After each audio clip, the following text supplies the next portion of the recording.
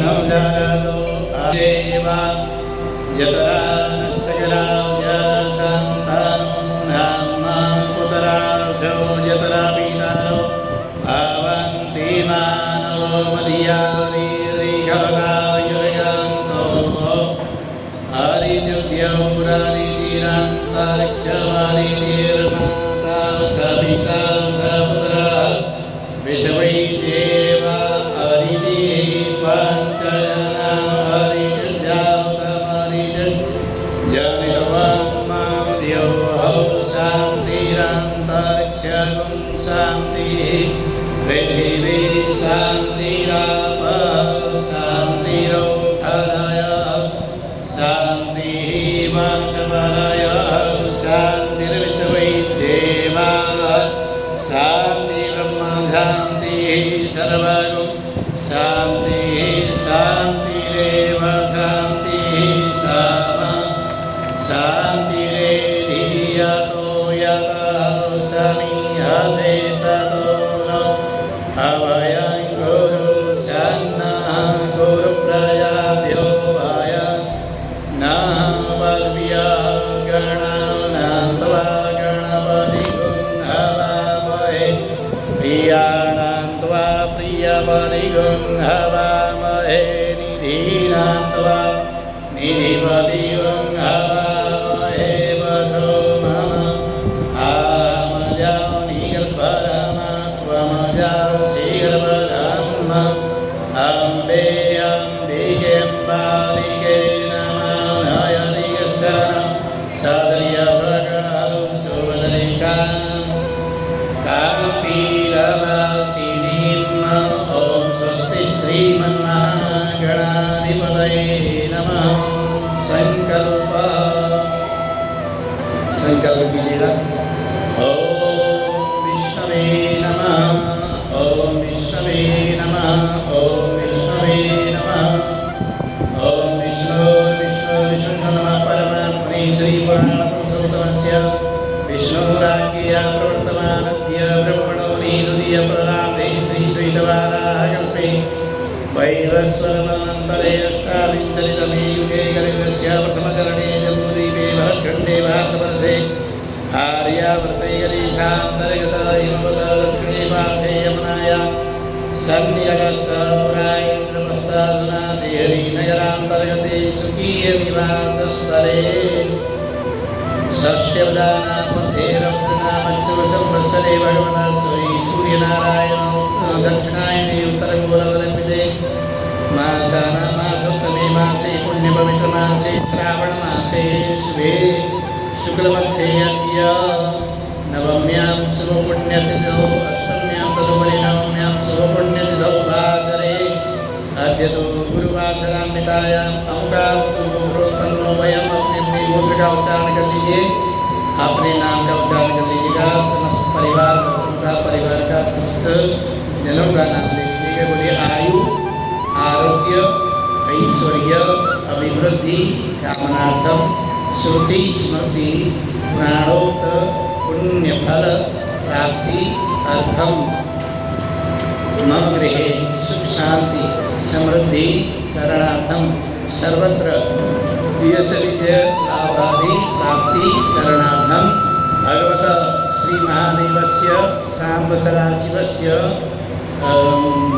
श्री शिव महापुराण यज्ञस्य आदौ सांगता समृद्धि अर्थम तद अंगत्वेन भगवत पीठस्थ देवानां देवीनां पूजनम अर्चनम ग्रहादि पूजनम अर्चनम हम करिष्ये। ओम श्रीमन्महागणाधिपतये नमः। चावल लेकर के सभी देवताओं का पूजन। ओम गणानान्त्वा गणपतिं हवामहे प्रियाणान्त्वा प्रियपतिं हवामहे निधीनान्त्वा निधिपतिं हवामहे वशो आमजानिर्भरमा शीघ्रवधम् ॐ भूर्भुवस्सुवः गणपतये गणपतिं पूजयामि। अम्बे अम्बिके अम्बालिके नमः। हयनिकशनं सारथ्य स्वर्गः सुभद्रिकां काम्बीरवासिनीम् अम्बिकायै नमः। अम्बिकां पूजयामि।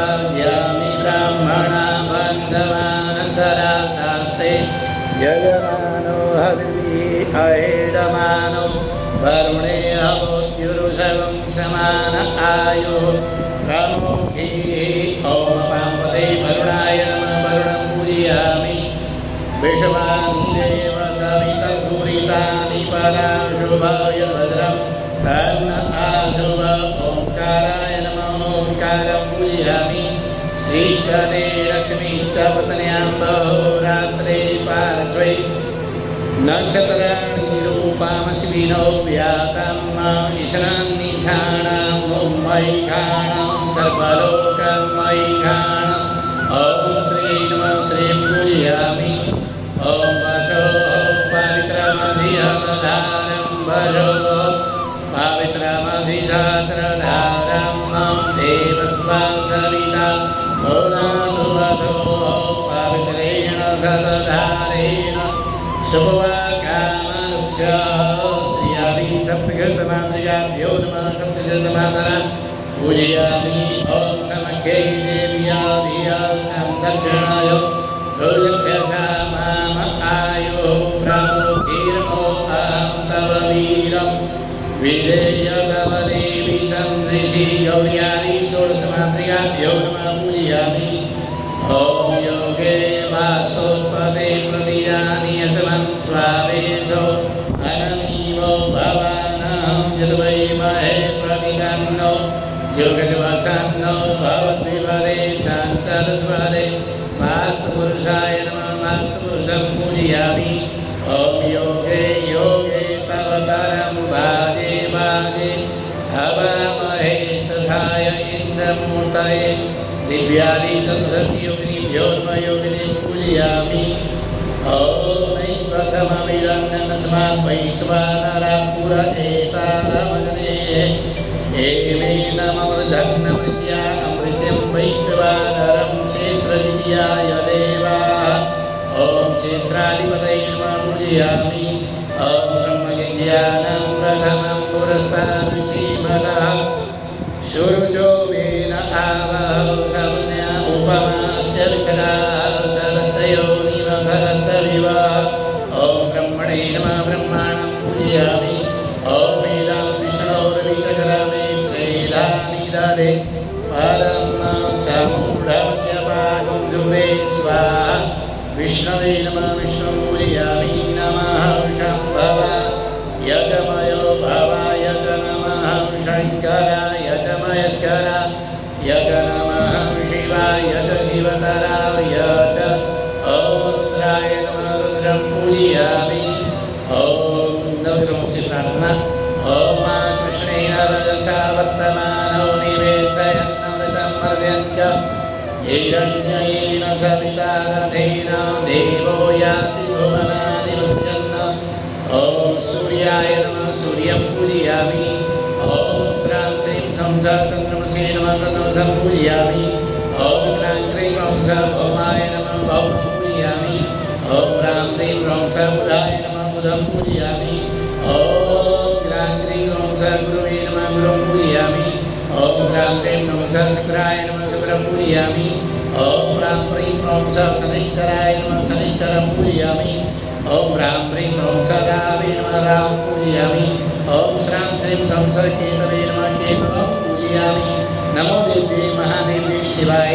सर्वनमः नमः प्रभद्राय यथाप्रणतासुनां भगवते नमः पूजयामि ॐ भगवते श्यामसरा शिवाय नमः शिवां पूजयामि अथ पूजनं जल का छिटा लगा दीजिए ॐ पादयो पाद्यं जलं समर्पयामि हस्तयो अर्घ्यं जलं समर्पयामि अर्घ्याङ्गात्मनीयं जलं समर्पयामि सर्वाङ्गे स्नानीयं जलं समर्पयामि ॐ पञ्चनद्यः सरस्वतीमपि यान्ति शतरौ वस्त्रं वस्त्रये ॐ सुजातो ज्योतिघासचर्मवरु वासो अग्नि विश्वरूपगं सव्यसविभावसो वस्त्रोपवस्त्रं समर्पयामि वस्त्रोपवस्त्राभेरण्यसूत्रं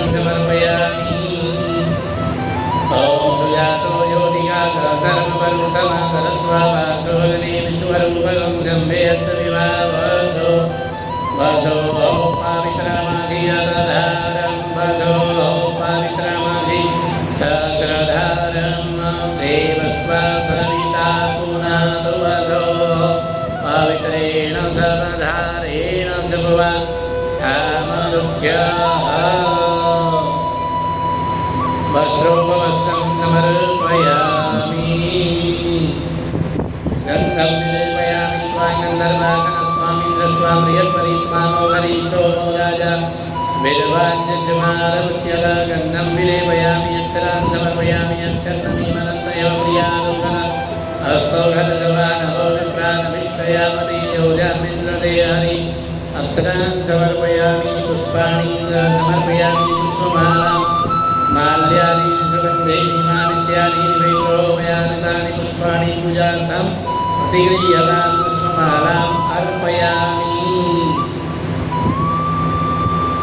पुष्पैश्च पूजयामि ओघरीः प्रतिमोदनं पुष्पवतीः प्रचोदरीयचवा इव चत्वरि वीरुधपारैष्णवः पुष्पाणि समर्पयामि नैवेद्यं निवेदयामि नाभ्यासीरन्तरिक्षं जैष्णोर्यं संवत्सरपर्भ्यां भूमिर्षड्रुद्रात्भालोका अकल्पयन् तुरीयं वस्तु हे देव तुभ्यमेव समर्पयेत् प्राणसम्भूत्वा प्रसीद परमेश्वर अन्नपूर्णे सदापूर्णे शङ्करं प्राणवन्दने ज्ञानवैराग्यसिद्ध्यर्थम् वैद्यां देवपार्वती माता च पार्वती देवी पिता देवो महेश्वर बान्धवा शिवभक्ताश्च सुरेशो भुवनप्रिया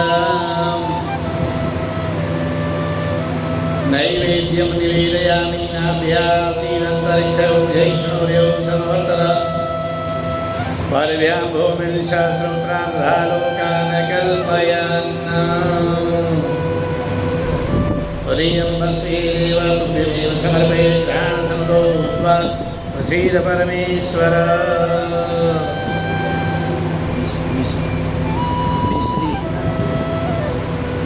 ॐ नैवेद्यं निवेदयामि नैवेद्यान्ते आत्मनीयं जलं समर्पयामि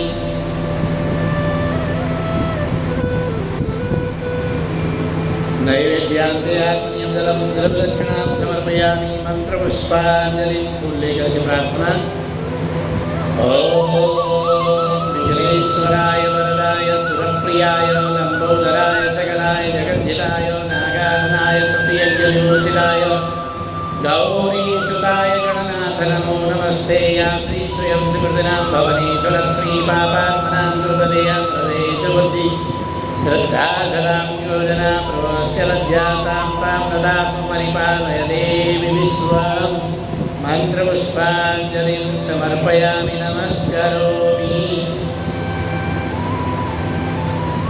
ॐ कृतेन नीलपूजनाख्येन कर्मणा पीठस्थदेवाः प्रीयन्तामिदं नमः शक्राय नमः सदकृतवे नमः इन्द्रासनाय नमः इन्द्राय नमः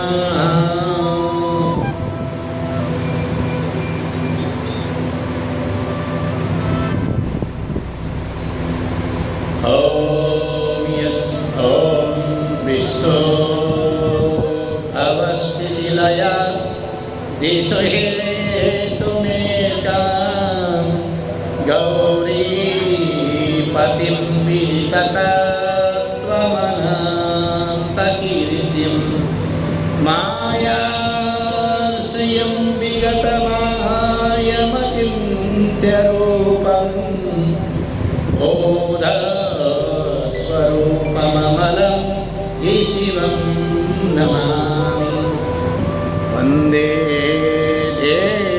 देवोमापतिं सुरगुरुं वन्दे जगत्कारणं वन्दे पन्नगभूषणं मृगधरं वन्दे पशूनां पतिं वन्दे सूर्यशशाङ्कवन्निनयनं वन्दे मुकुन्दप्रियं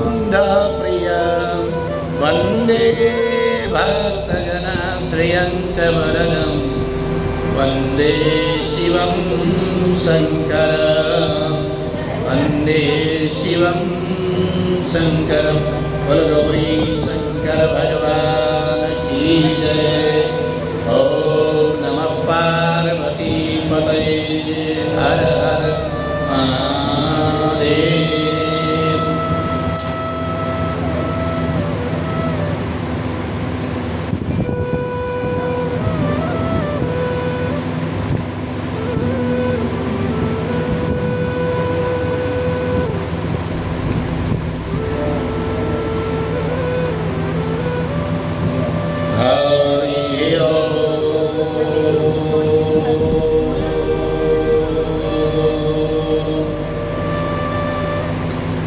लंबोदरं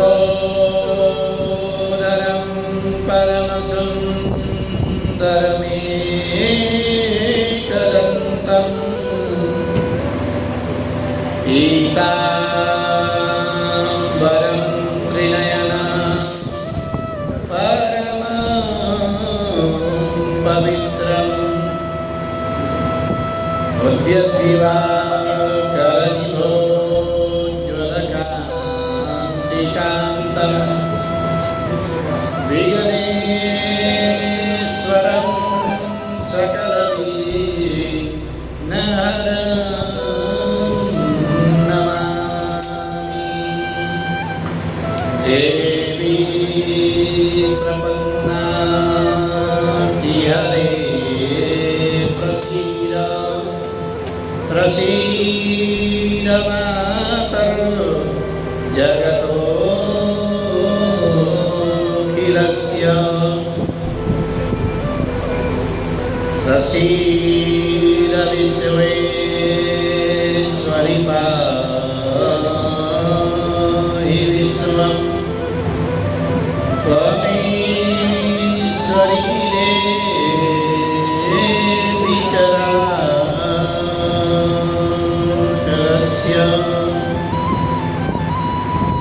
तेयं सदा परिभवग्नमभीष्टदोहं तीर्थास्पदं शिवविरं चिनुतं शरण्यं प्रत्यार्तिहं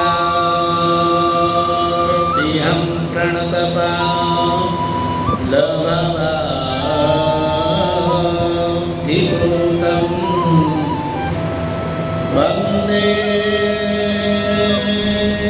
महापुरुषते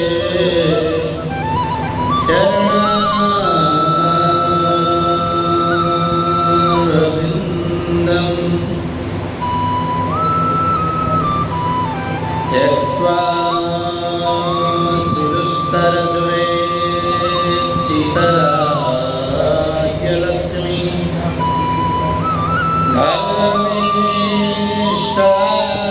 धर्मिष्ठार्यवचसा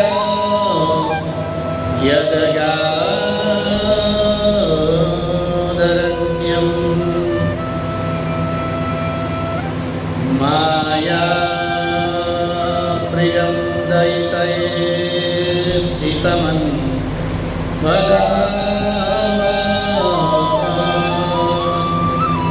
वन्दे महापुरुषते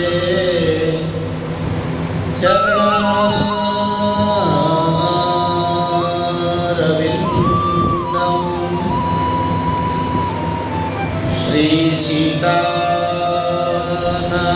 श्रीसीतानाथसमारम्भा श्रीरामानन्दार्यमध्यमा अस्मदाचार्यपर्यन्ता वन्दे श्रीगुरुपरम्पराम्। करचरणकृतं वा कायजं कर्मजं वा श्रवणनयनं वा मानसं वा पराधं विहितं वा सर्वमेतत् जय जय करुणाब्धे श्री महादेव शंभो जय जय करुणाब्धे श्री महादेव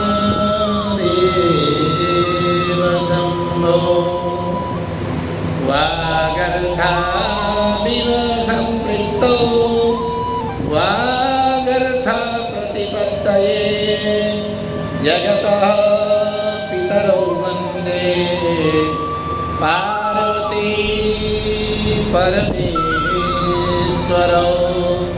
जगतः पितरौ वन्दे पार्वती परमेश्वरौ। बोलो सच्चिदानंद भगवान की जय। बोलो गौरी शंकर भगवान की जय। ओम नमः पार्वती पतये हर हर महादेव। ओम नमः पार्वती पतये हर हर महादेव। ओम नमः पार्वती पतये हर महादेव। बोलो गौरी शंकर भगवान की जय। श्री महाविद्येश्वर भगवान की जय। भगवान के नाम संकीर्तन के साथ ही आज की कथा यज्ञ में प्रवेश करेंगे। ओम नमः शिवाय।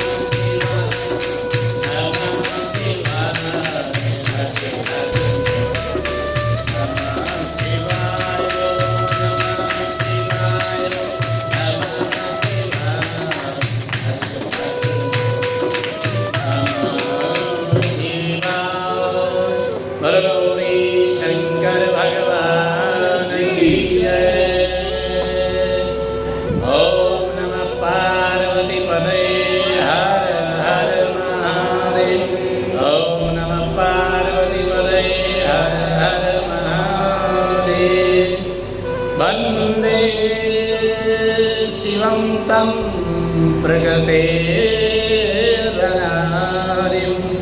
प्रशान्तमेकं पुरुषोत्तमं ये स्वमायया कृष्णमिदं हि सृष्ट्या नभो वदन्तर्बहिरास्थितो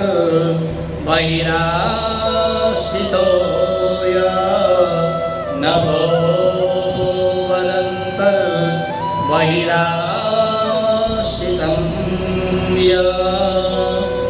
परम मंगलमय परात्पर परम अखिलेश्वर अकारण करुणा वरुणालय भगवान श्री गौरी शंकर जी के पाद पद्मों में बैठ करके हम लोग एक महीने तक का जो भगवान के दिव्य गुणगणों की सत्संग के जो सत्र है आज की कथा में प्रवेश कर रहे हैं।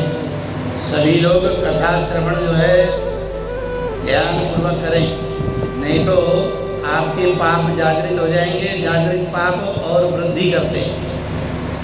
वार्तालाप अधिक ना करें, घर में जाके बहू से बात करें, यहाँ पर बात ना करें, बहू से बात कर सकते वार्तालाप। तो कथा यज्ञ में बैठ करके वार्तालाप करने से पापों की जागृति हो जाती है। जो आपके पाप पीछे किए हैं वो पुनः जागृत हो जाते हैं और वही पाप वृद्धि को प्राप्त होते हैं, क्योंकि कथा जो है वृद्धि कराने वाली है। तो आप लोगों ने बहुत बढ़िया अभी देव यज्ञ किया, देव यज्ञ, अग्नि यज्ञ अभी आपने संपूर्ण करके आए। कल हम चर्चा कर रहे थे यज्ञ के बारे में। तो अग्नि यज्ञ क्या है कि घर में पकवान जो बनते हैं वह अग्नि यज्ञ के अंतर्गत है, और देवताओं को जो निवेदन किया जाता है वो देव यज्ञ है। तो ये जो पांचों तरह के जो यज्ञ बताए गए, देव यज्ञ, गुरु यज्ञ, अग्नि यज्ञ और पूर्ण जो यज्ञ है वो आप पूर्ण करके आए हैं अभी। तो ये अन्नपूर्णा देवी आपके घर में प्रसन्नता से रहे और खूब अन्नपूर्णा मैया वृद्धि करे, क्योंकि आपने अन्नपूर्णा मैया को प्रसन्न करने के हिसाब से भगवान को नैवेद्य रूप में जो शाक है और फल है वो अर्पण किया है। पूजन की जो पद्धति है, अब आप ही सोचिए कि यदि हम डिग्री प्राप्त करना चाहते हैं, कौन सी डिग्री? Master degree. लेकिन मास्टर डिग्री प्राप्त करने के लिए हमें पहले क ख ग घ ङ पढ़ना पड़ता है।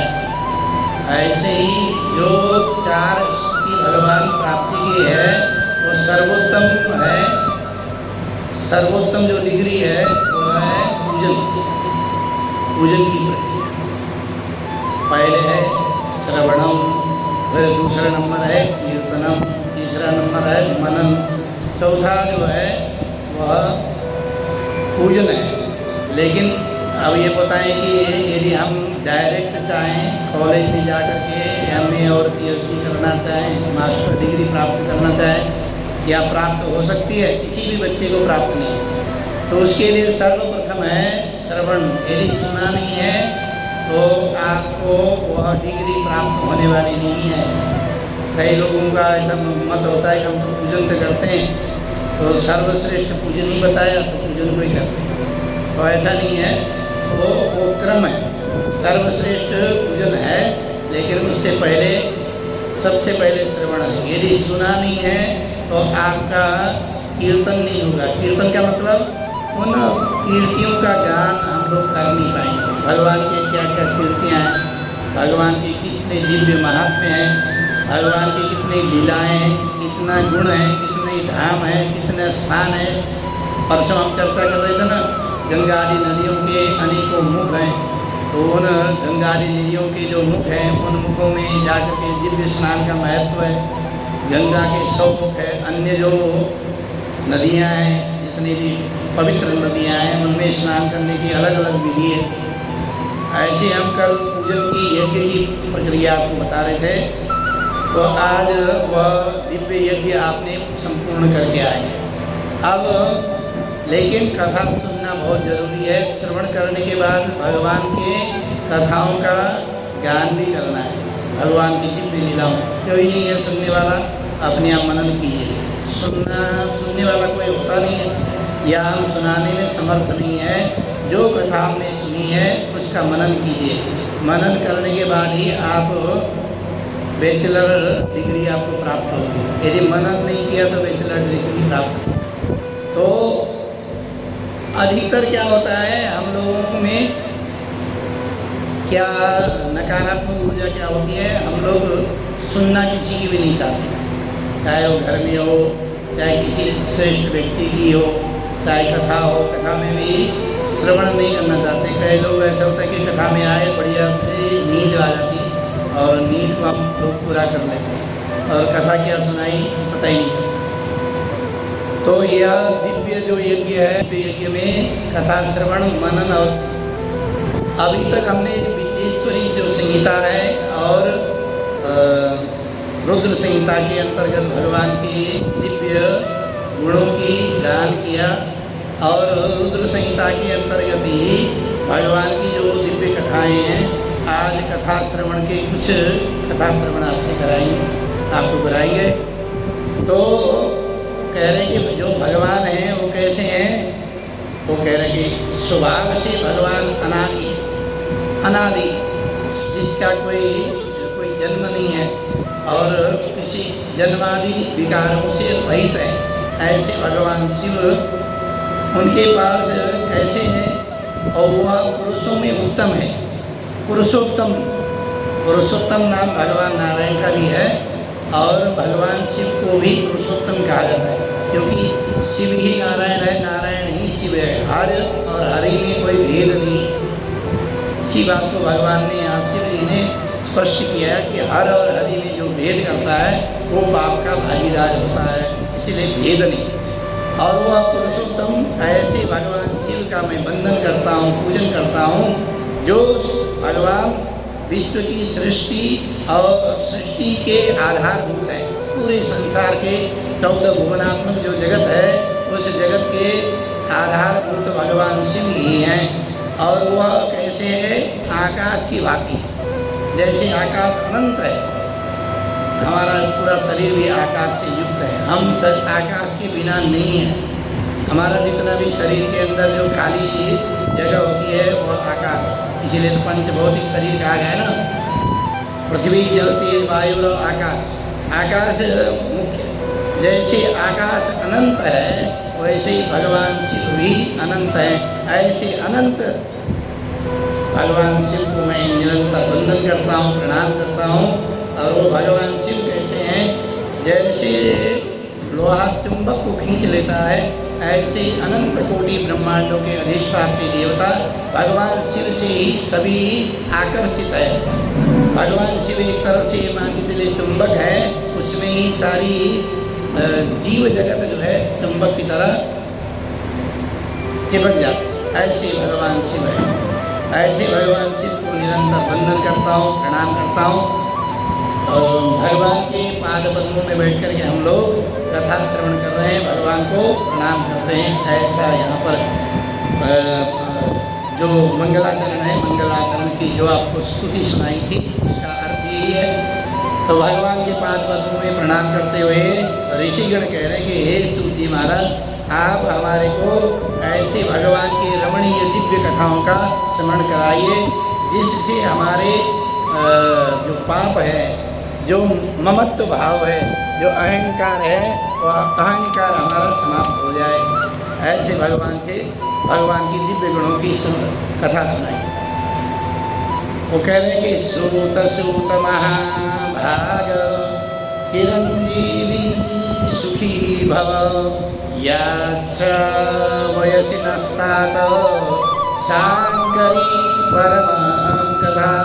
जो भगवान शंकर जी की जो कथा है, जो कभी समाप्त न होने वाली, ऐसे शांकरी का मतलब है समस्त अरिष्टों का शमन करने वाली और शांति को प्रदान करने वाली। कई कथाएं आपने देखा होगा, कई कथाएं हम सुनते हैं तो घबरा भी जाते।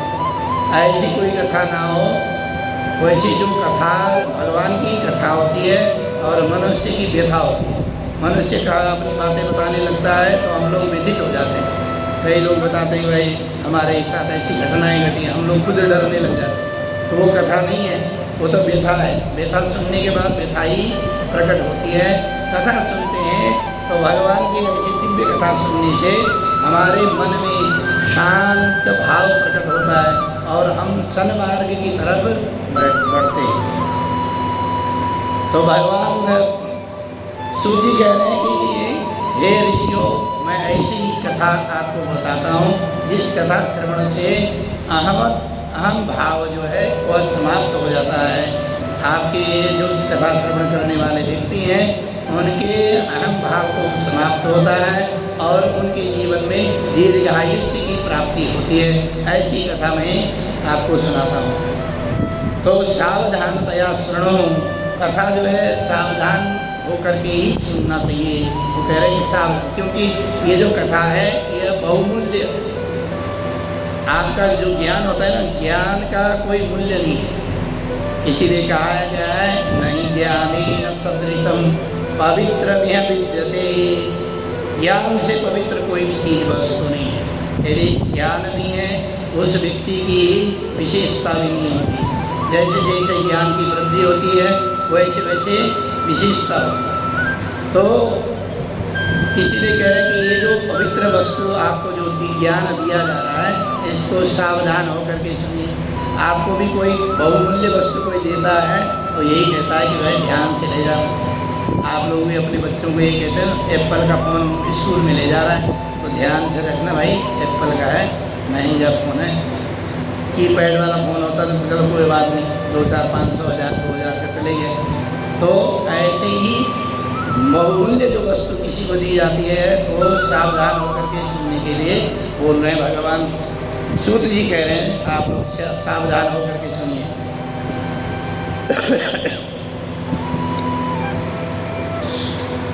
तब ऋषिगणों ने कहा कि हमारे को जो कथा सुनने की जो कौतूहल है, हम उत्सुकता से कथा सुनना चाह रहे हैं। आप ऐसी दिव्य कथा सुनाइए जिससे हमारे को मन अति प्रसन्न हो जाए।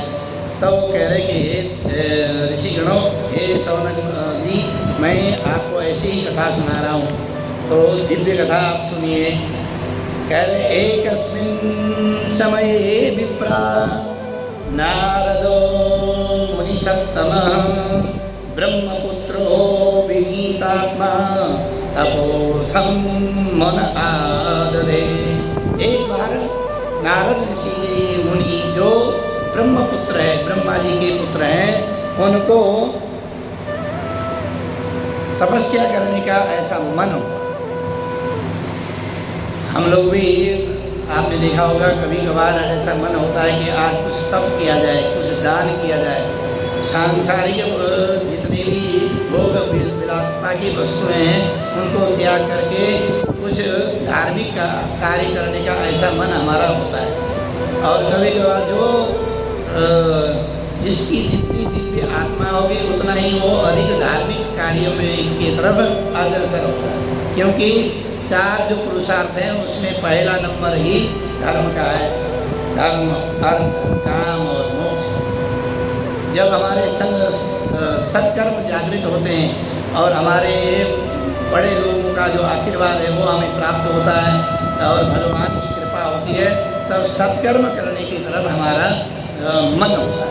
तो ऐसे ही नारद जी निरंतर भगवान का नाम संकीर्तन करते रहते हैं तो उनका भी तपस्या करने का मन हुआ। तो सोचने लगे कहाँ जाकर के तप किया जाए। इसीलिए उन्होंने क्या किया, स्थान को ढूंढने लगे, कौन से स्थान में तप किया जाए। तो जो ब्रह्म नदी है, जो भगवान शिव की जटाओं से निकली हुई ब्रह्म नदी है, उस ब्रह्म नदी के किनारे जहाँ भगवान शिव ने तप किया था उस स्थान में बैठ करके तप करने लगे। इधर तो नारद जी तपस्या में लीन हो गए और उधर इंद्रदेव के जो सिंहासन है वो डोलने लगे। वो कहने लगा कि भाई अब ये जैसे हम लोग भी पूजन करते हैं, लास्ट में इंद्राय नमः, अंतिम में इंद्राय नमः बोलते ना, तो ऐसे ही इंद्र का आसन डोलने लगा। वो कहने लगा कि ये अब क्या होगा, कहीं ऐसा ना हो कि ये भगवान शिव की जो आराधना कर रहे हैं, आराधना करते करते भगवान शिव प्रकट हो जाए और शिव से ये बोल दें कि मुझे इंद्रासन चाहिए, तो इंद्रासन तो देना पड़ेगा, भगवान को तो आशीर्वाद दे देंगे और मेरी जो गद्दी है वो खाली हो जाएगी। तो जब भी कोई बड़ा यज्ञ आयोजन करता है तो उसमें विघ्न जरूर आता है। आप लोग भी बड़ा कार्य कोई करने लगेंगे, कोई भी सामाजिक कार्य भी करेंगे तो उसमें विघ्न जरूर आएगा। और विघ्न हरण के लिए ही विघ्न हंत्रा जो भगवान गणपति है, गणपति का पूजन अर्चन अब नवग्रहों का पूजन करने की विधि है। इसीलिए हमारा यज्ञ भी निर्विघ्नता पूर्वक यहाँ तक पहुँच गया, नहीं तो कोई विघ्न जरूर आता है। फिर इंद्र देवता को हम लोग प्रणाम करके ही पूजन का कार्य संपादित कर रहे हैं। इसलिए इंद्र को पता है कि मेरे को भी कुछ न कुछ हिस्सा मिल रहा है, इसीलिए वो भी घबराए हुए और इससे भी बड़ा आयोजन करेंगे तो कहीं के विघ्न जरूर उसको। तो कह रहे कि उन्होंने विघ्न डालने के लिए इंद्र देवता ने अब कैसे विघ्न करें। जो शारीरिक तप करते हैं तो शरीर का जो तप होता है उसको शारीरिक चीज़ों से ही समाप्त किया जा सकता है। यदि हम आहुति के द्वारा तप कर रहे हैं तो आहुति में कोई विघ्न आ जाए, हवन कर रहे हैं हवन में विघ्न आ जाए, भोजन पका रहे हैं तो भोजन में विघ्न आ जाए, बड़े यज्ञों में विघ्न जरूर आता है। तो लेकिन शारीरिक तप कर रहे हैं तो अब कैसे विघ्न को उसको कैसे विघ्न डालें, तो उन्होंने क्या किया, कामदेव को स्मरण किया। तो कामदेव को जैसे ही स्मरण किया तो कामदेव तुरंत इंद्र के पास उपस्थित हो गए और कहने लगे, इंद्र देवता कहने लगे, हे मित्र, अब जब कोई किसी से काम कराते हैं, वैसे तो राजा देवताओं का जो राजा है वो इंद्र है।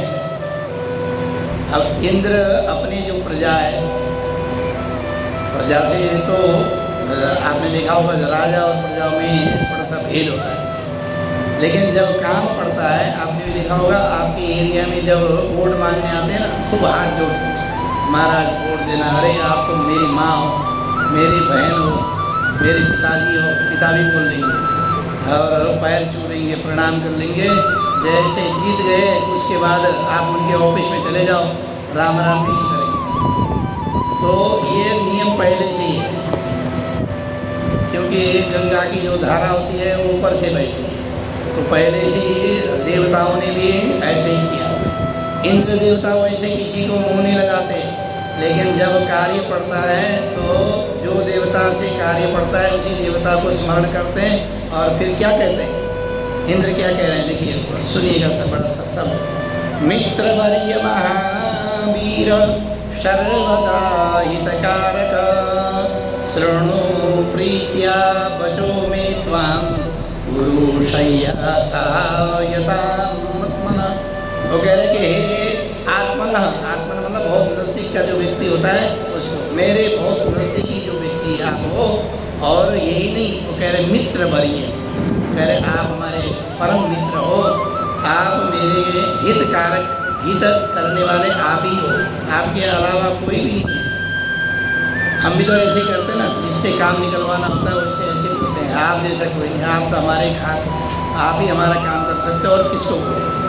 तो ऐसे ही वहाँ पर भी इंद्र ये कह रहे हैं कि सर्वदा हितकारक, आपने हमेशा ही लोगों का हित किया हुआ है, ऐसे हितकारक आप मेरे मित्र हैं और मेरे मित्र होने के कारण आप मेरे कुछ काम है उस कार्य को आप संपादित करें। तब कह रहे कि क्या काम है बताइए, कह रहे हे हिमशैल गुहायामी मुनिस्तपति नारद, मनसोदिश्य विश्वेशम महासंशयवान दृढ़। कह रहे कि वो विश्वेशम, पूरे विश्व के ईश, विश्वेश किसको कहते हैं, विश्व के ईश, पूरे संसार के त्रिभुवन के 14 भुवन के जो अधिष्ठात्री देवता है भगवान शिव को मन में धारण करके वह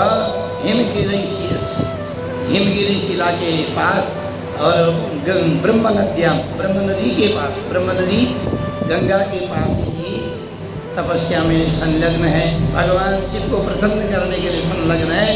आप ऐसा कीजिए, वहाँ जा कर के उनकी तपस्या भंग कीजिए। कह रहे कि क्या करना है, कैसे भंग करना है। स बभूव मनस्तेजो विकृतं मुनिसत्तमा भ्रष्टो बभूव तद्गर्भो महेशानुग्रहेणेन च। भगवान शिव उनको कोई ऐसा बड़ा पद न दे दे, उससे पहले ही उनका क्या करना है, भ्रष्टो बभूव, वो वहाँ से भ्रष्ट हो जाए, उस यज्ञ उस तप से पहले ही भ्रष्ट हो जाए, ऐसा कार्य कीजिए। तो जो कामदेव है अपने साथ बसंत को ले, बसंत को हमेशा साथ लेके चलते हैं, क्योंकि अकेले उनसे पूर्ण काम नहीं हो सकता। तो बसंत को साथ लेकर के कामदेव उस हिमालय पर्वत पर जहाँ नारद जी तपस्या कर रहे थे, वहाँ तपस्या में विघ्न डालने के हेतु वहाँ पर पहुँचे। तब वहाँ जैसे पहुँचे तो उन्होंने अपने स्थान देखा कि नारद जी बड़े दिव्य तप कर रहे हैं। तो उन्होंने क्या किया, उस स्थान में चारों तरफ से बसंत को कहा कि आप रमणीय स्थान बना दें। तो उन्होंने बसंत ने बहुत ही सुंदर वातावरण बनाया, बहुत सुंदर और सुगंधित वातावरण बनाने के बाद फिर कामदेव ने अपने जो तीर है, जो संधान करने थे, जो बाण हैं, उन बाणों का संधान किया। बाणों का संधान करके बाणों का जब संधान किया परंतु नारद मुनि को उनके बाणों का कोई प्रभाव नहीं पड़ा। अब प्रभाव क्यों नहीं पड़ा? प्रभाव इसलिए नहीं पड़ा कि उसी स्थान में कामदेव को भगवान शिव ने, जो कामारी भगवान शिव हैं, उन्होंने भस्म कर दिया था। अब उस स्थान में कैसे कामदेव, क्योंकि कामदेव को भस्म किया था जब रति ने याचना करी, सभी देवताओं ने प्रार्थना करी थी, तो भगवान ने कहा था कि कुछ समय के बाद पुनः ये जागृत हो जाएंगे और द्वापर के अंत में इनका अवतार भी होगा।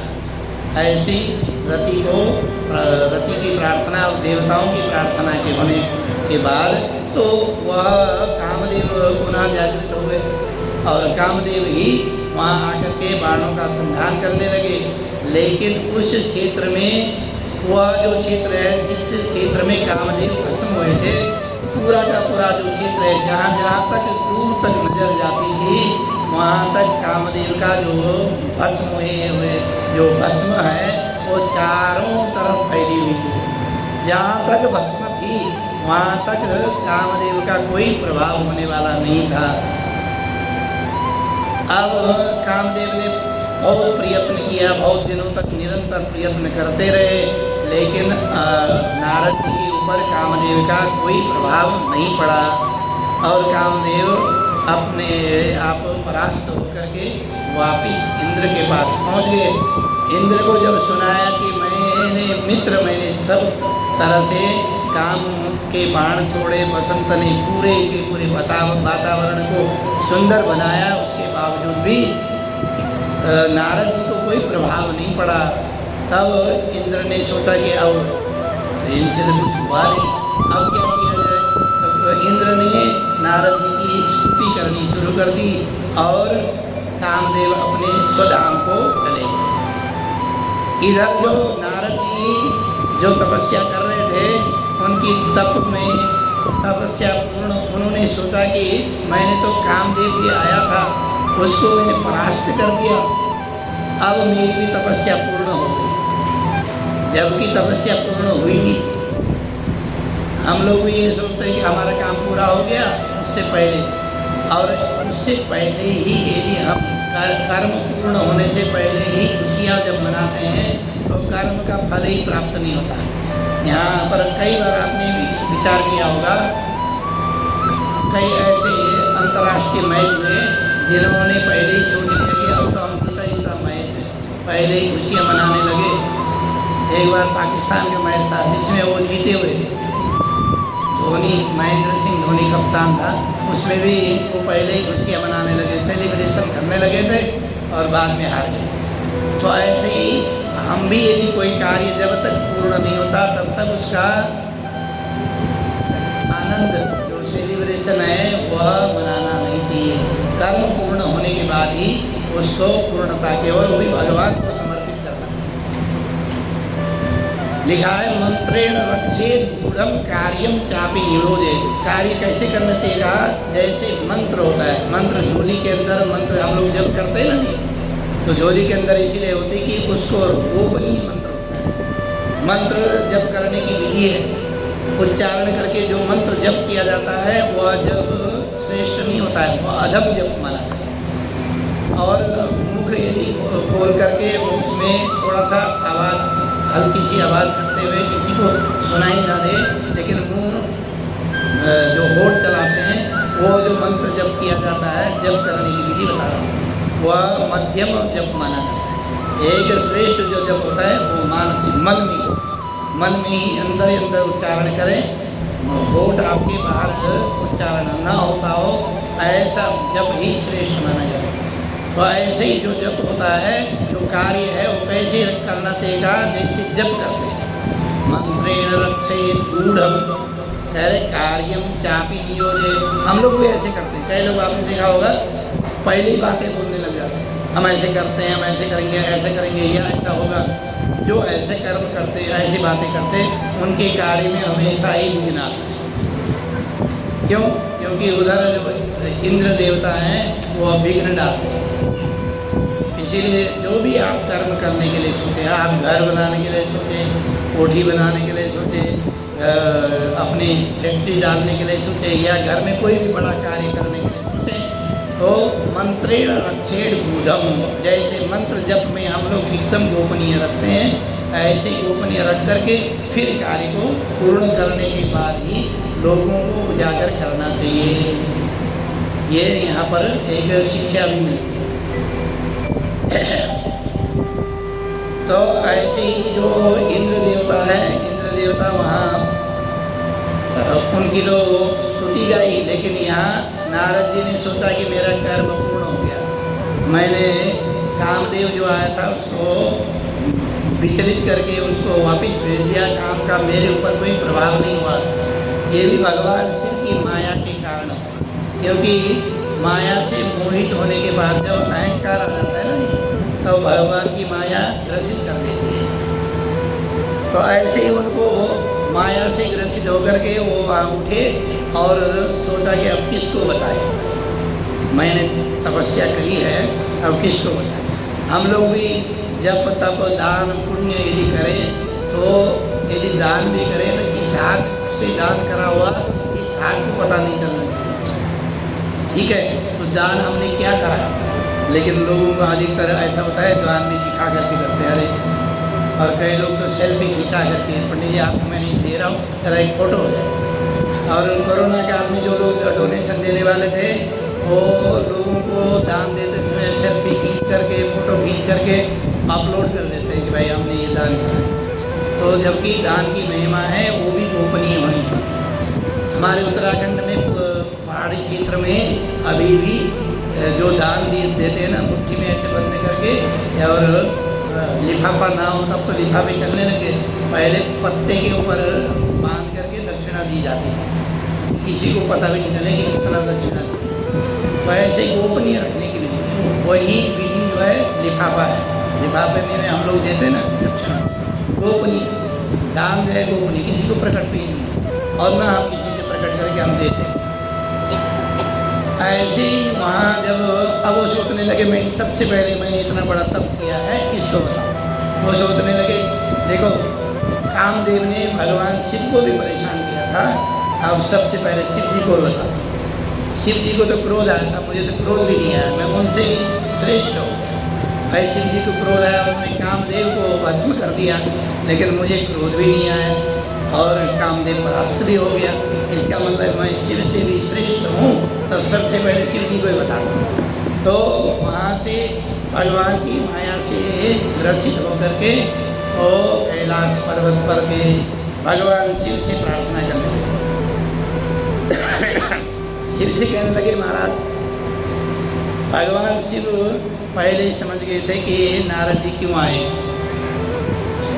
तो नारद जी ने भगवान शिव को प्रणाम किया, तो भगवान शिव ने कहा कि हे मुनि श्रेष्ठ, आज कैलाश पर्वत में कैसे आना। तो ये जो नारद जी हैं वो पार्वती जी के गुरु जी भी हैं, जिन्होंने ही शिक्षा दी थी कि आपने भगवान शिव को कैसे प्रसन्न करना है। तो कहने लगे कि देखिए ऐसा मैं बहुत दिन हो गया था आपसे मिला नहीं, और आपके यहीं नज़दीक हिमालय पर्वत पर गंगा के तट पर मैंने तपस्या भी कर रहा था। मैंने सोचा कि चलो आपसे मिलते हुए जाऊँ आपके नज़दीकी तपस्या। कई लोगों की आदत होती है बातों को कैसे बता दे। एक हमारे पंडित जी हैं, वो उनसे यदि चर्चा ना करें कि भाई आजकल कहाँ पूजा कर रहे हैं, कहाँ पर पूजन कर चल रहा है, उनसे यदि मुलाकात हो जाएगी तो सबसे पहले ये कहेंगे बहुत बढ़िया आजकल अनुष्ठान बहुत बढ़िया चल रहे। अब क्या करें, परसों वहाँ जाना हुआ, परसों वहाँ गए तो मेरे साथ 11 ब्राह्मण गए थे, ऐसे सब हुआ। अब जो किसी को ने पूछा भी नहीं है उसके बावजूद भी वो सारी बातें बताएं। तो कई लोगों की आदत होती है अपनी बातों को कैसे बताएं, और वो उसके लिए कोई न कोई एक सूत्र ढूंढ लेते। ऐसे नारद जी ने कहा कि मैं आपके नज़दीक ही आया था और यहीं मैं तपस्या भी कर रहा था बहुत काल से, बहुत समय से, और तपस्या करते करते देखो मैंने क्या कर दिया। तो कहने लगे क्या करा महाराज। कह रहे मैंने तो, आपने तो कामदेव को भस्म कर दिया था, कामदेव पुनः जागृत हो गए, और जब कामदेव आए तो मैंने उनको न भस्म किया, उनको बिना भस्म किए अपने आप जप तप जो मैं ध्यान तप कर रहा था उस तप से ही वो घबरा करके चले गए, वापस चले गए, मैंने उनको परास्त कर दिया। तब भगवान शिव कह रहे हैं कि आपने बहुत अच्छा कार्य किया, कार्य बहुत श्रेष्ठ है, आपने जप किया तप किया और तपस्या करके जब आप लौटे हैं, लेकिन ये जो तप वाली बातें हैं वह किसी को मत बोलना, और विशेष करके भगवान श्री हरि को तो बिल्कुल मत बताना, किसी को मत बताना ये जो आपने तप किया, क्योंकि गोपनीय होना चाहिए। आपने जो जब किया है तप किया है वह गोपनीय रखिए। रुद्रोवाच, भगवान शिव क्या कह रहे हैं सुनिए। ये तात नारद प्राज्ञ धन्यस्त्वं शृणुमद्वच वाच्यमेवं न कुरुत्रापि हरिरग्रे विशेषतः। कह रहे विशेष रूप से हरिरग्रे विशेषतः, हरि हरि के आगे विशेष रूप से इस बात की चर्चा बिल्कुल मत करना। तो नारद जी को जब ऐसे कहा तो उन्होंने उस बात को सुना और वहाँ से प्रणाम करके उन्होंने सोचा कि सबसे पहले किसको अब बोला जाए।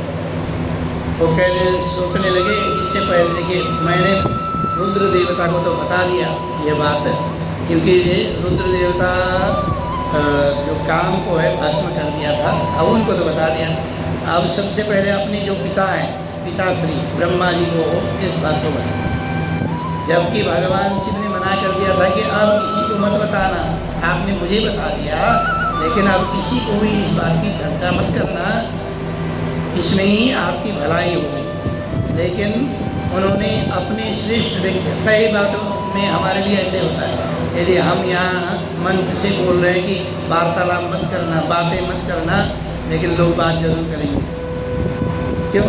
क्योंकि उनको भी नारद जी बनना होता है, नारद जी की तरह ही सुख प्राप्ति के लिए चाहते हैं, तो मूर्ख बनने की बात।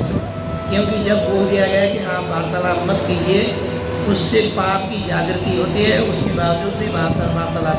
ऐसे ही नारद जी भी क्या कर रहे हैं, नारद जी भी उनको बोला कि मत बताना। सबसे पहले आप सोचा कि किसको बताएं, ब्रह्मा जी को बताएं। तो ब्रह्मलोक पहुँच गए, ब्रह्मलोक पहुँच करके भगवान ब्रह्मा जी से ही प्रार्थना कर रहे हैं।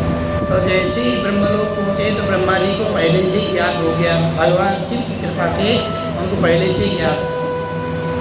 तो ब्रह्मलोक में पहुँच करके प्रणाम किया और अपने पिताश्री मानस पुत्र है नहीं, भगवान ब्रह्मा जी के ये नारद मुनि मानस पुत्र हैं। तो प्रणाम किया तो उन्होंने कहा कि कैसे आगमन हुआ आपका। तो उन्होंने कहा देखो भगवान शिव जो कर्म नहीं कर पाए वह कार्य करके मैं संपादित करके आया हूँ, और भगवान शिव को भी सुना करके आया। और शिव जी ने भी मेरी पूरी पूरी प्रशंसा करी है, लेकिन ये नहीं बताया मेरी प्रशंसा करी है तो बताया, लेकिन ये नहीं बताया कि किसी को बताना मत। तो यहाँ पर एक बात छुपा ली, कोई बात छुपाई जाती है, असत्य भाषण किया जाता है, उसका भी पाप होता है। इसीलिए सत्य बोलना चाहिए। सत्य में भी लिखा है सत्यम ब्रूयात् प्रियम ब्रूयात्, सत्य बोलना चाहिए लेकिन प्रिय हो। लेकिन यदि सत्य है लेकिन अप्रिय है तो वह नहीं मत बोलना चाहिए। जैसे हम लोग कई लोगों का भाई जो प्रांत भेद होता है ना, प्रांत भेद में यदि प्रांत के हिसाब से किसी को बोल दें, किसी बोल रहे हैं पहाड़ी है तो पहाड़ गए, पहाड़ से जन्म लिया, लेकिन उसको बुरा लग जाए। सत्य तो सत्य है, पहाड़ क्या है, और उसमें कोई बुरा भी नहीं। ऐसे कोई बिहार से है, कह रहे जी बिहारी है तो कोई गलत नहीं है, लेकिन वह अप्रिय है, लोगों को अप्रिय लगने वाला है तो बोलना नहीं चाहिए, शास्त्र के प्रमाणित है। तो उन्होंने वो जो बात है, जो सही बात थी, जो भगवान शिव ने मना किया था, वो बात तो उन्होंने बताई नहीं। ये बोल दिया कि मैं भगवान शिव से भी मिल के आया हूँ, उन्होंने बड़ी मेरी प्रशंसा करी। तो ब्रह्मा जी कहने लगे प्रशंसा की योग्य तो आप हो, आप तब करके आए हो, प्रशंसा के योग्य हो, लेकिन ये जो बात है वो और जगह आपको चर्चा नहीं करनी चाहिए। मुझे आपने बताया बहुत अच्छी बात है, और आशीर्वाद दे करके वो भगवान शिव की माया से मोहित थे, इसीलिए कहाँ चले गए, सीधा भगवान वैकुंठ धाम में। अब वैकुंठ धाम जैसे पहुँचे तो भगवान जो नारायण है वह लीला पुरुषोत्तम है, पुरुषों में उत्तम, इसीलिए उनका नाम पुरुषोत्तम बोला जाता है। भगवान नारायण और शिव को ही पुरुषोत्तम कहा जाता है। तो भगवान लीला करने में भगवान पुरुषोत्तम माने गए हैं। इसीलिए भगवान विष्णु ने देखा कि नारद जी दूर से आ रहे हैं, उन्होंने अपने सिंहासन छोड़ दिया, छोड़ करके खड़े होकर के हाथ जोड़ के खड़े हो। अब देखिए, अपना से श्रेष्ठ व्यक्ति यदि आपके सामने हाथ जोड़ के खड़ा है तो इसका मतलब आप कोई गलत कार्य करके आए हो, ये आप पहले से, या आपको वो परिहास के रूप में, उपहास के रूप में आपके सामने हाथ जोड़ के खड़ा हो गया। कई लोगों को, हम लोग भी हाथ जोड़ते हैं ना, हे माता, ऐसा मतलब अब हाथ जोड़ रहे, वो सोच रहे कि देखो इतने बड़े पंडित जी हैं, व्यास गद्दी से हाथ जोड़ रहे हैं तो हम विशेष ऐसा सोचें। अब ये जो मोबाइल चला रही है इसको बोल दें हाथ जोड़ के हे माता, वो सोचेगी कि मैं व्यास गद्दी से मेरे को प्रणाम कर रहा हूँ, खुश हो जाए। तो ऐसा नहीं है, तो यह परिहास का एक विषय होता है, परिहास। तो नारद जी को देख करके भगवान विष्णु पहले ही खड़े हो गए, खड़े होकर के हाथ जोड़ के कहने लगे, हे नारद मुनि, आपका कैसे आगमन हो, आप इतने दिव्य पुरुष कैसे आगमन हो, आप निरंतर भगवान का ही नाम निरंतर जप करते हो, पाठ करते हो, ऐसे दिव्य पुरुषों का दर्शन करना ही बड़ा मुश्किल है, तो आपका आगमन कैसे हुआ। तो नारद जी कह रहे हैं कि देखो महाराज, ऐसा है, ये सब आपकी कृपा है, आपका नाम निरंतर मैं जप करता रहता हूँ, तुभ्यं नमामि नारायणाय, हमेशा ही जप करता रहता हूँ।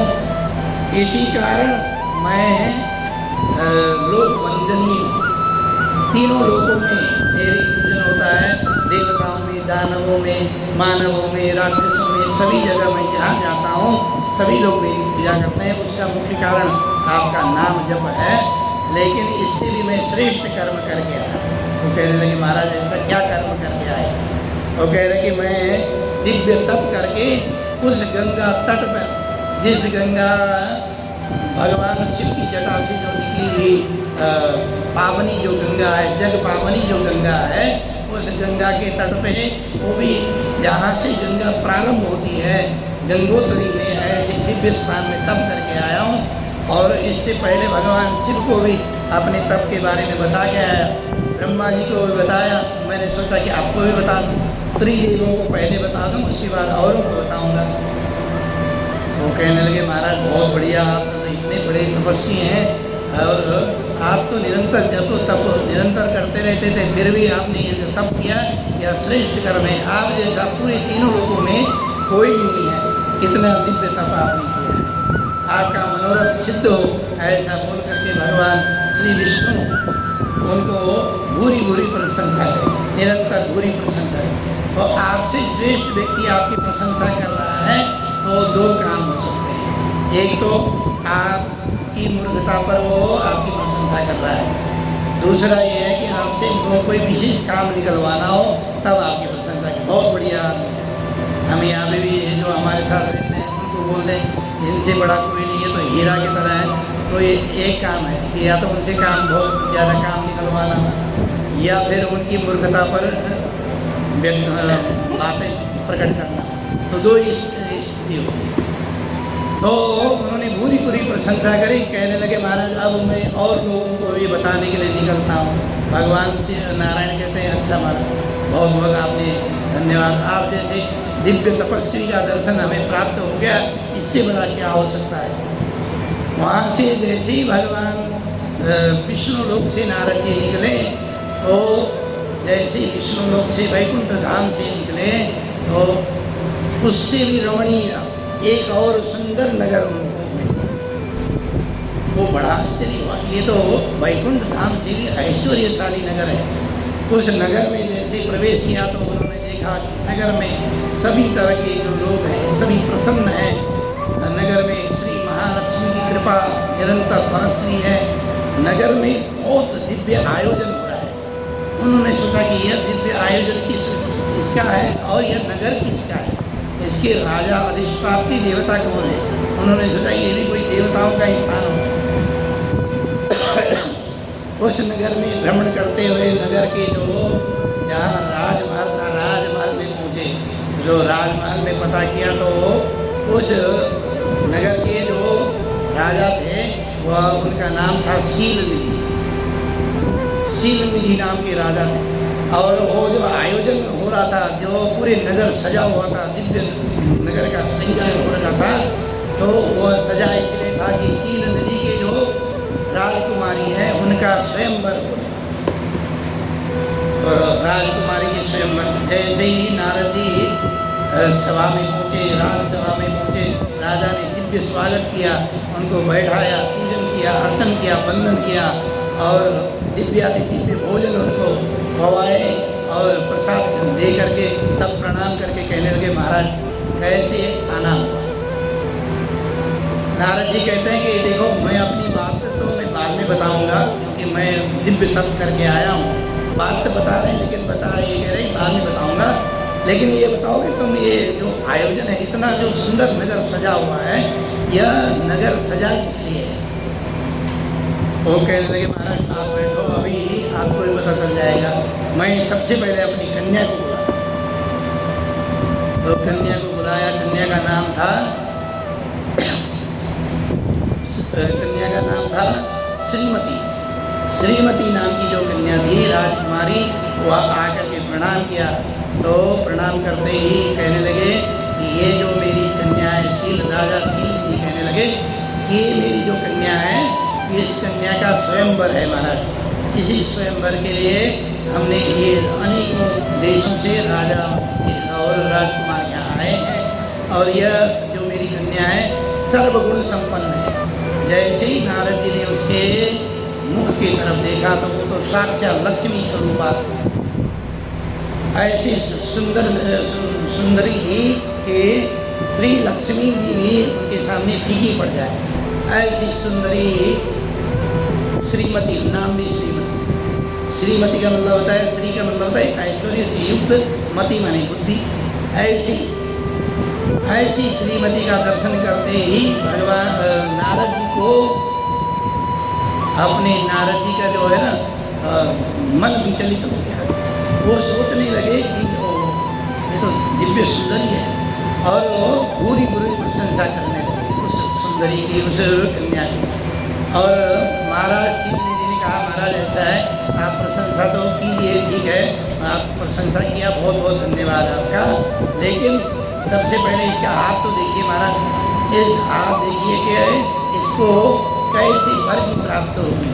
हम लोग जो स्वयंवर रचा रहे हैं इसमें कैसे वर की प्राप्ति होगी, जरा इसको बताइए। अब नारद जी कह रहे हैं, नारदो वाच त्वदीयो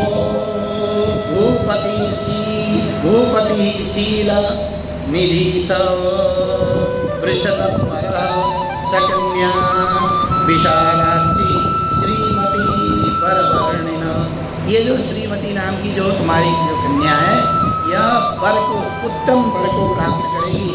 और वह वर कैसा होगा? काम विजयी होगा, पूरे त्रिभुवन में सुंदर होगा, और साक्षात लक्ष्मी उसके घर में निवास करने वाली होगी।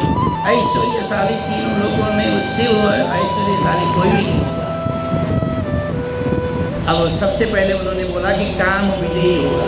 काम विजयी तो अपने आप को मान रहे हैं, इसीलिए बोल रहे हैं कि काम विजयी होगा। दूसरा कह रहे हैं श्री युक्त होगा और तीनों लोगों में सुंदर होगा। अब आशीर्वाद तो दे दिया, कन्या अपने पुनः अपने स्थान को चलेगी। शील निधि ने प्रणाम किया और उनका वंदन किया, अर्चन किया। और नारद जी ने कहा कि अच्छा महाराज, मैं तो अब निकलता हूँ, मुझे निकलना है। तो कहा कि ठीक है महाराज। और क्योंकि नारद जी वैसे तो 2 घड़ी से ज़्यादा कहीं टिकते नहीं थे, तो वहाँ, लेकिन वहाँ इतनी देर तक बैठे रहे और माया से ग्रसित हो गए। अब उन्होंने सोचा कि मैं और लोगों को बताने की अपेक्षा कि मैंने इतना जब तप किया है, सबसे पहले ये जो श्रीमती मुझे प्राप्त हुई है, इसी को श्रीमती बना लेता हूँ, अपनी श्रीमती बना लेता हूँ। तब मैं लोगों को बताऊँगा कि देखो मैंने कितना तप किया, तप का प्रभाव देखिए।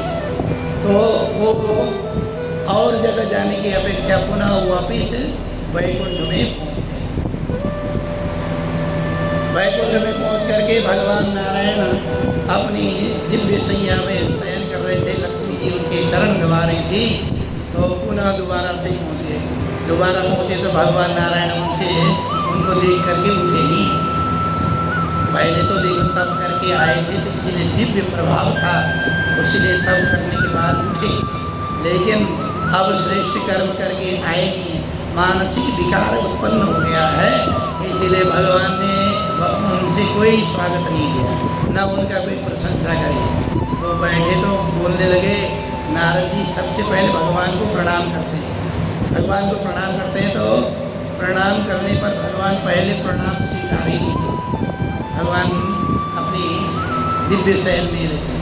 लेकिन दोबारा से जब प्रणाम करते हैं तो भगवान कहते हैं कि तो नारद जी आपका आगमन कैसे हुआ? वो कहने लगे महाराज ऐसा है, आगमन कुछ मांगने के लिए आया, पहले तो देने के लिए आए थे, अपनी प्रशंसा अपनी बातें बताने के लिए, कुछ ज्ञान देने के लिए कि देखो मैं इतना बड़ा दिव्य आदमी हूँ। अब मांगने के लिए चले गए।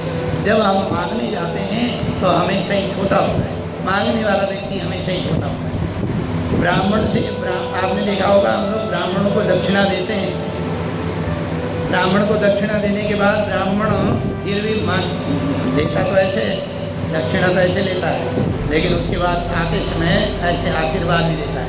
वो कहता है श्री वर्चस्व माँ ईश्य माँ आरोग्य माँ विधात बहुमानम महीयते धनम धान्यम पशु बहुपुत्र लाभम सत्संवत्सरम दीर्घम। ऐसा मंत्र जब उच्चारण करता है तो वो इतनी सारी चीज़ें दे करके आता है। यदि आपने लाखों करोड़ भी दिया हो तब भी उसके आशीर्वाद के सामने आपका दिया हुआ सारा फीका पड़ जाता है। इसीलिए वो श्रेष्ठ होकर के जाता है। तब लोग ब्राह्मण के पैर छूते हैं और दोबारा से प्रणाम करके फिर बुलाते हैं। तो देने वाला हमेशा ही बड़ा होता है, चाहे वो ज्ञान दे, चाहे वो धन दे, चाहे सामग्री दे। तो यहाँ याचना जब करने लगे नारद तो वह छोटे हो गए और भगवान विष्णु ने पहले तो उनकी जाते ही पहले जो सत्कार किया था, अपने सिंहासन छोड़ करके, अपने दिव्य आसन को छोड़ करके उनको प्रणाम किया था। लेकिन अब ऐसा हुआ नहीं। ऐसे ही हम किसी से याचना कभी न करें। याचना करने वाला हमेशा ही छोटा होता है, इसलिए कभी भी याचना किसी से करना नहीं चाहिए। एक बार एक भिखारी था, भिखारी एक मंदिर के बाहर भीख मांग रहा। एक राजा आया, तो राजा आया तो आपने देखा होगा, राजा महाराज जब आते हैं तो उनके साथ सैनिक भी होते हैं। वो कहने लगे भाई भिखारी सब मांगने लगे, राजा दे लो दे लो। तो एक जो भिखारी जो था वो छूट गया, वो कहने लगे महाराज दे दो दे दो दे दो। तब तक राजा के जो सैनिक है उनको कहने लगे महाराज चलो दर्शन का समय हो गया, चलो तो वो एक भिखारी छूट गया। अब दर्शन करने गया राजा के मन में था कि एक भिखारी तो छूट गया, मैंने एक भिखारी को जो दान देना था दिया नहीं। अब राजा अंदर गया, वो जो भिखारी था वो राजा के साथ शादी चले गए। जब राजा वापिस आकर के उसको दान देने के लिए कहने लगा, उसने कहा कि मुझे नहीं चाहिए तुम्हारा दान। अरे क्यों? अरे तुम भी भिखारी हम भी भिखारी, तुम अंदर भगवान के सामने भीख मांग रहे थे, हम तुम्हारे से भीख मांग, तुम्हारे से क्यों मांगना? जब तुम भगवान से भीख मांग सकते हो तो हम भी भगवान से भीख मांगेंगे, तुम्हारे से नहीं मांगेंगे। तो उसको वापस कर दिया। तो ऐसे ही है, हम लोग सारे लोग भगवान से मांगते ही रहते, मांगते रहते, मांगते रहते। और वो कहते हैं कि देवता क्यों बोलते हैं? वो देते रहते हैं इसलिए देवता है। हम लोग मांगते रहते हैं इसलिए हम लोग मनुष्य हैं। मनुष्य और देवता में यही अंतर। देवता से हमें मांगते ना, गणेश जी से मांगते रिद्धि सिद्धि दे, लक्ष्मी मैया से धन की कामना, भगवान भोलेनाथ जी से आरोग्य की कामना, समस्त कामनाओं के लिए भगवान शिव की आराधना करते हैं। लेकिन जो भगवान की अर्चना है, भगवत तत्व की प्राप्ति करना है तो मांगना किसी से नहीं है, भगवान से भी मांगना नहीं है। भगवान से यही कामना करनी है कि हमारे को कुछ नहीं चाहिए, हम तो निष्काम भाव से आपकी सेवा करने में सामर्थ्यवान बने, यही कामना करनी चाहिए। चलिए अब कल उन्होंने भगवान विष्णु से क्या चर्चा करी, कल की कथा में चर्चा करेंगे और आज यहीं पर कथा को विराम देते हैं। बोलो गौरी शंकर भगवान की जय। चलिए आप ये करेंगे क्योंकि भजन करना है, भजन गाना है तो बताइए, फिर नहीं तो आरती करते हैं। एक भजन गा लीजिए मेरा है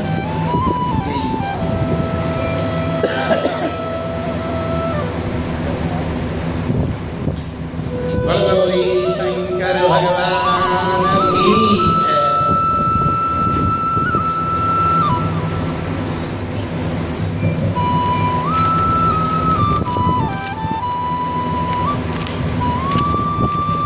भोलेनाथ तुम्हारे मंदिर में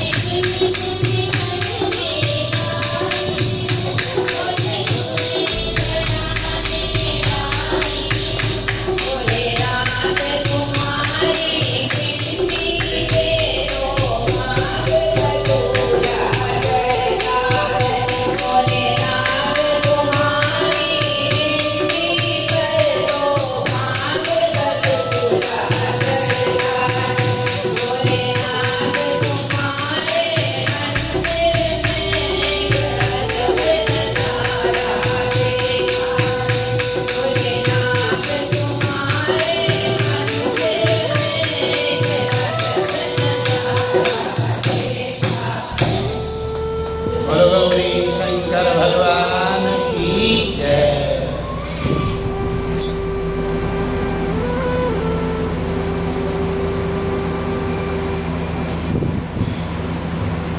ओम ज्वालामालिन्यै नमः रत्नेश्वर्यै नमः। शीर्षगंगाधर संग पार्वती सदा विराजत कैलासे।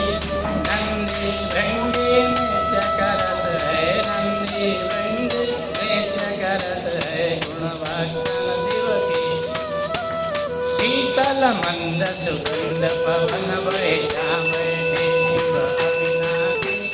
करत गान गंधर्व करत गान गंधर्व रागिनी अतिरागी यज्ञ वैष्णव डोलत बोलत बन के बाटी। कोयल शब्द सुनावत सुंदर, कोयल शब्द सुंदर भ्रमर करत है गुंजाती। कल्पद्रुम अरु पारिजात तरुणागर हे रक्षाति।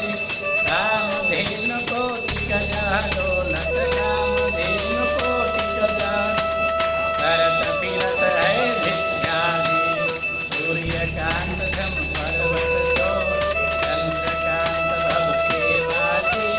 जाओ तो ऋतु नित फलत रहत है, जाओ तो ऋतु नित फलत।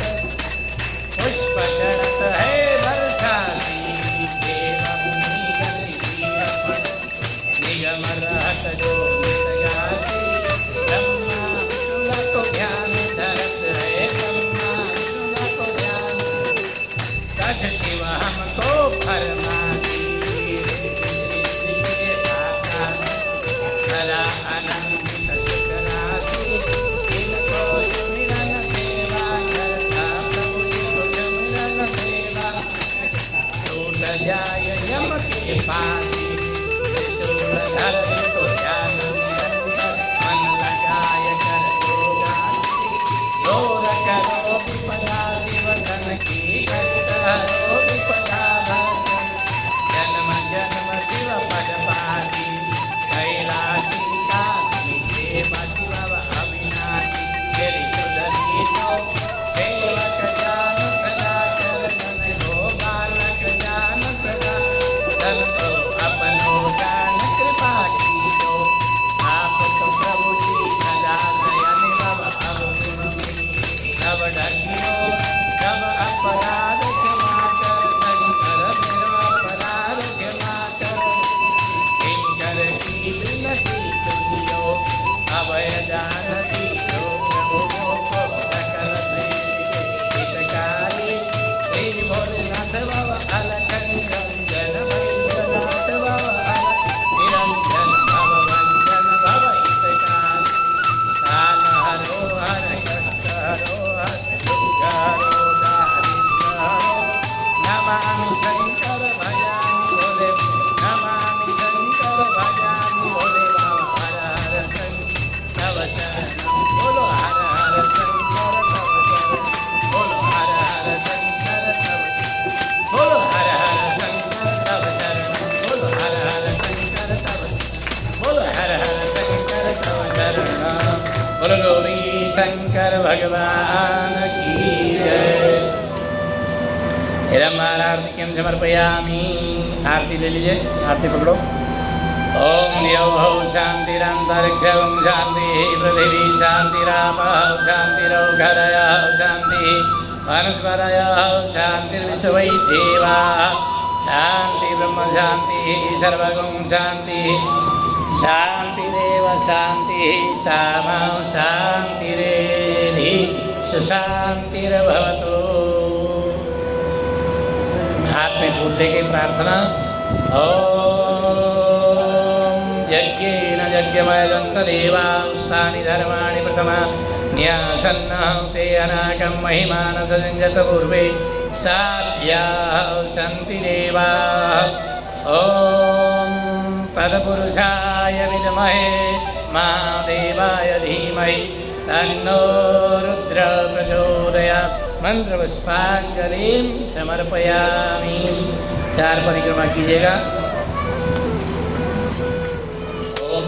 शिव ओम शिव परात्परा शिव ओंकारा शिव तव शरणं बोलो ओम शिव परात्परा शिव ओंकारा तव शरणं ओम शिव परात्परा शिव ओंकारा शिव तव शरणं ओम शिव परात्परा शिव ओंकारा तव शरणं हे अविनाशी कैलासवासी हे अविनाशी कैलासवासी पार्वती पति तव शरणं ओम शिव परात्परा ओम शिव परात्परा ओंकारा शिव तव शरणं ओम शिव परात्परा शिव ओंकारा तव शरणं ओम शिव परात्परा शिव ओंकारा शिव तव शरणं हे अविनाशी कैलासवासी